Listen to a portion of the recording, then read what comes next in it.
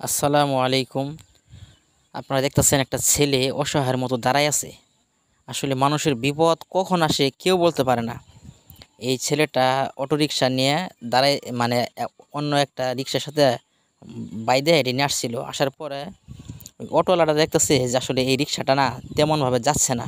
তো ওই অটোটা বলতেছে যে তোমাকে তোমাকে আর নিয়ে যাওয়া যাবে না, তোমার গাড়ির সমস্যা আছে, নষ্ট তো নষ্টই এবং আমার গাড়ির চার্জও শেষ হবে।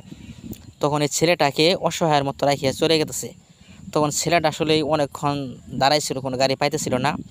তো তারপর আমরা দাঁড়াইয়া আমরা যারা লোকজন ছিলাম এখানে, আমরা সকলে দাঁড়ায় একটা গাড়িকে দাঁড় করাইলাম। দাঁড় করানোর পরে গাড়িটা নিতে চাইছিল না।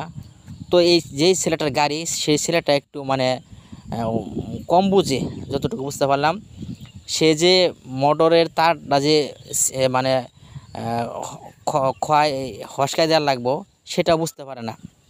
তো আমাদের কাছে একজন মানে অটোরিকশা ছিল, ওনাকে বললাম যে ভাই একটু কাজটা করে দেন, তারপর করে দিল। এই ছেলেটার বাড়ি হচ্ছে আমাদের গ্রামের পাশেই। তো আসলেই ছেলেটার যে বাবার নাম্বার আছে, নাম্বারে ফোন দিলাম, ফোনটাও রিসিভ করে না।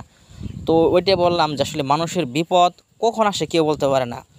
তো এই ছেলেটাকে অনেক রিকোয়েস্ট করার পর ছেলে বলতেছে আচ্ছা নিয়ে যাবো, ঠিক আছে। মানুষের বিপদ